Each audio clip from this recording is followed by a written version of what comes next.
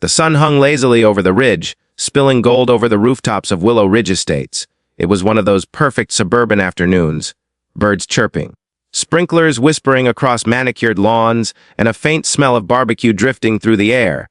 A black pickup truck pulled into the driveway of a house at the very edge of the neighborhood.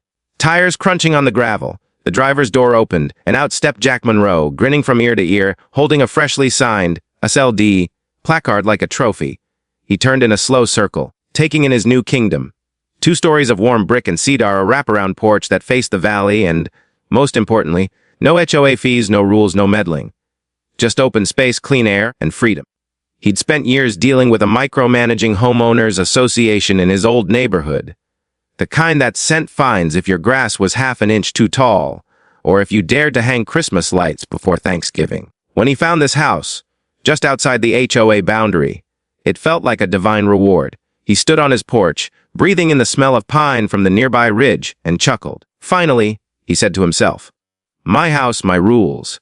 A delivery van rumbled up the street, and Jack waved as a driver handed over a few boxes, the last of his belongings from the move. He began unpacking them on the porch, garden tools, a few framed photos, and a metal sign that read "Welcome to the Free Zone." He laughed to himself as he nailed it beside the front door. "Looks like someone's happy." A voice called out.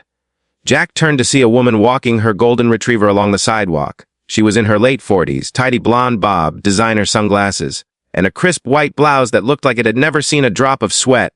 She smiled, wide and practiced, and extended her free hand. "Hi there! You must be the new homeowner. I'm Margaret Keene, head of the Willow Ridge Garden Committee.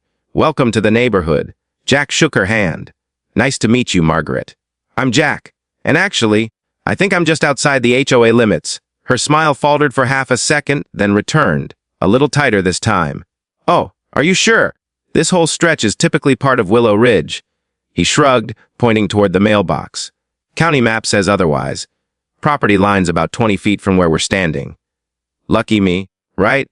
Margaret gave a small, polite laugh, the kind of sound that didn't reach her eyes. "How interesting. Well, that's good to know. Still, we consider everyone around here part of the community spirit, even if they're technically on the border." She tilted her head, her tone turning friendly again. "We do neighborhood barbecues every first Saturday of the month, and the HOA keeps the landscaping looking perfect for everyone's enjoyment." "I appreciate that," Jack said, leaning casually on the porch railing. "But honestly, I moved here because I wanted to be on my own. No rules, no dues, no board meetings about mailbox colors."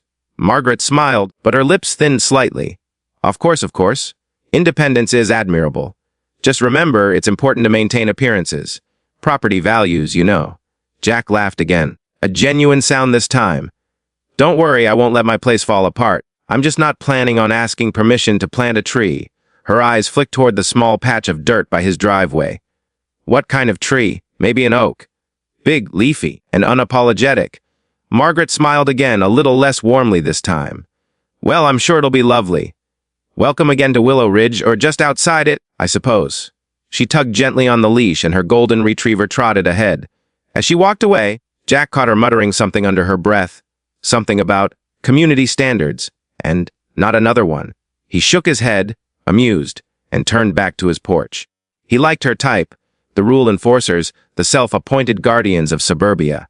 They made life interesting, especially when they realized he didn't have to answer to them. A few hours later, the moving truck pulled away, and the house began to feel like home.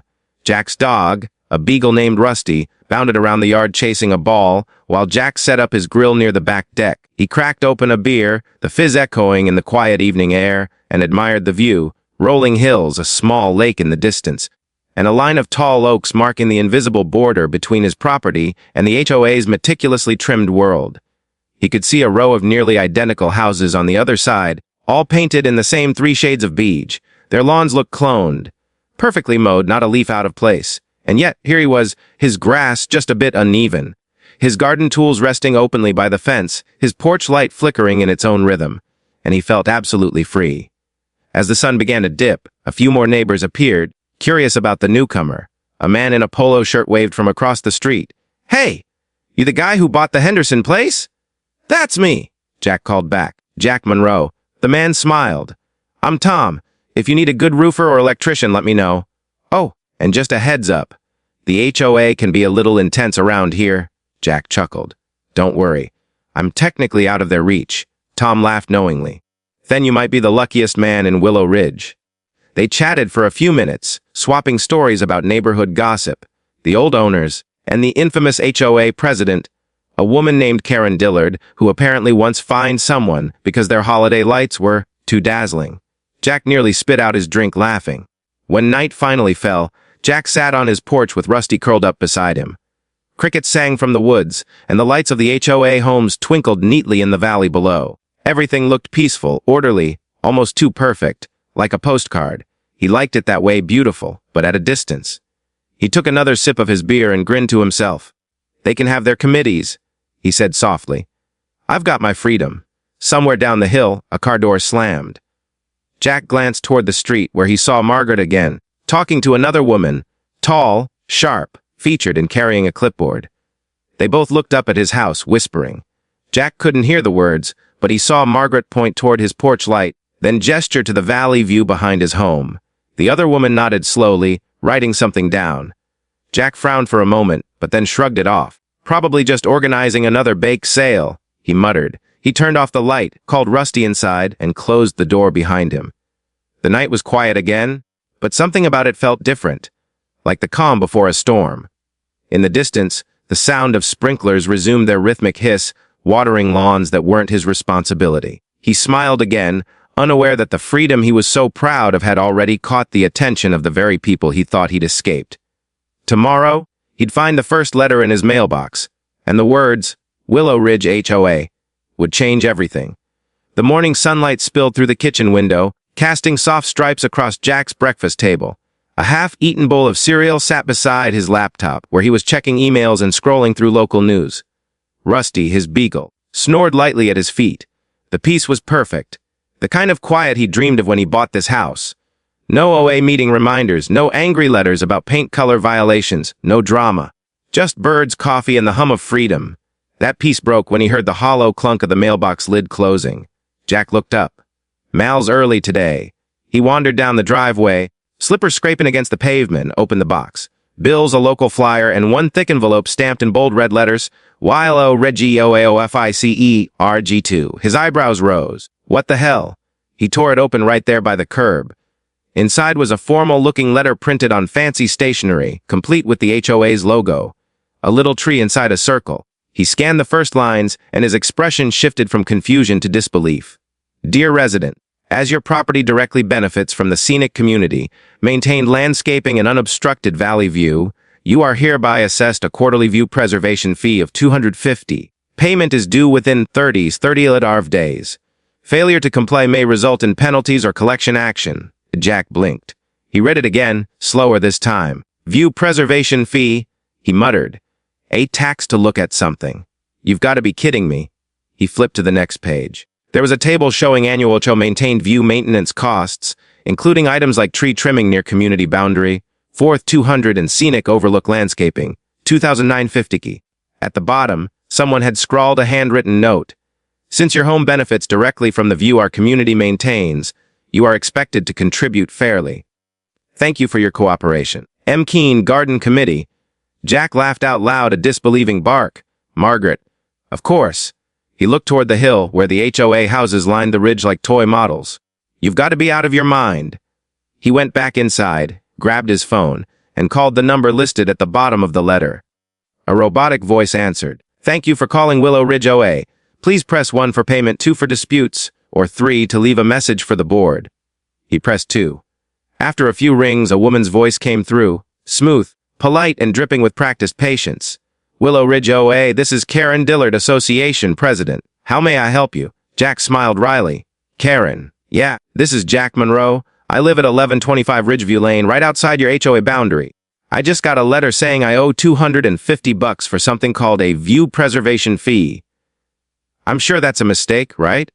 There was a pause. Papers shuffled on the other end. Then Karen said, Mr. Monroe. Yes, we're aware of your property. It sits just outside the Willow Ridge jurisdiction, correct? That's right, Jack said. Outside. Which means not your responsibility or mine. Well, Karen said cheerfully, technically, while your home isn't within the HOA boundary, Your property benefits from the scenic overlook that we maintain with community funds. Those lovely trees and shrubs down the slope, HOA property. Our landscapers ensure that view remains unobstructed, which increases the aesthetic and market value of nearby homes, including yours. Jack's jaw dropped. So let me get this straight. I have to pay you because I can see trees that you paid to trim. Karen chuckled softly, as if humoring a child. It's more than that. It's about fairness. Everyone who enjoys the community's maintained scenery should contribute. Think of it like a civic duty. Jack couldn't believe what he was hearing. Lady, I bought this house specifically to avoid your OA. I don't pay dues, I don't attend meetings, and I sure as hell don't owe you a penny for the view out my window. Karen's tone stiffened. I understand your frustration, but the board voted unanimously to introduce this assessment last quarter. It applies to all residents along the outer boundary whose properties directly overlook OA-maintained land. You're not being singled out, Jack snorted. Oh, I'm definitely being singled out. Let me guess. Margaret had something to do with this? Karen hesitated. Mrs. Keene did raise the concern, yes, but the board agreed it was appropriate. We have to protect community interests. Jack ran a hand through his hair, pacing his living room. Protect community interests. You can't just invent a tax and send it to people who don't live under your rules. That's illegal. Karen sighed. It's not a tax, Mr. Monroe. It's an assessment, and we're well within our rights to request contribution for shared benefits. If you'd like, we can set up a payment plan to make it easier. Jack stopped pacing. A payment plan. For looking out my window? He laughed again, incredulous. Tell you what, Karen. Why don't you send me a bill for the sunlight while you're at it?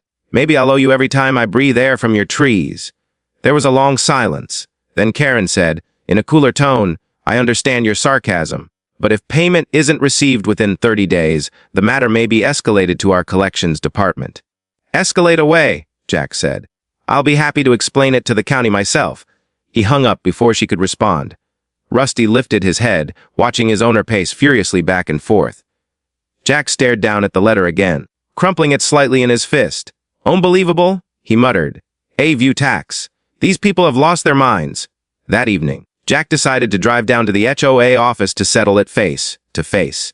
The building was a small beige structure near the clubhouse, complete with flower beds that looked like they'd been arranged with military precision. A banner on the door read, Community pride starts with you. Inside, the air smelled like lemon cleaner and bureaucracy.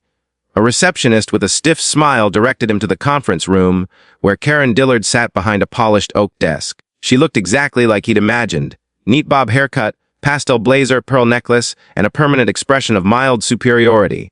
Mr. Monroe, she said, standing to shake his hand. So glad you came in. Let's just make this quick, Jack replied, sitting down. You can't charge me a fee for living next to your neighborhood. I'm not part of your association. Karen folded her hands. Legally, you are correct. However, our community's charter allows for external benefit contributions. You enjoy the same view as our members, one they collectively maintain, and it's only fair you share in the upkeep. Jack leaned back, smiling incredulously. So what's next? You gonna charge the birds for flying over your trees? Karen's expression didn't change. Mr. Monroe, there's no need for hostility. Many residents appreciate our efforts. The fee isn't unreasonable. He pulled his phone from his pocket and started recording. Just for the record, he said, you're demanding payment from a homeowner who's not a member of your HOA based on his view. Karen blinked, caught off guard. I wouldn't phrase it quite like that. Oh, I would, Jack interrupted. Because that's exactly what's happening, and I'm guessing the county assessor's office and maybe a local reporter would find that pretty interesting. Karen's smile faltered. Mr. Monroe, there's no need to make threats. Not a threat, Jack said calmly, slipping his phone back into his pocket. Just transparency. You're all about that, right? He stood, gave her a polite nod, and headed for the door. Behind him he heard Karen's voice tighten with forced calm. We'll be in touch, Mr. Monroe. Jack didn't look back.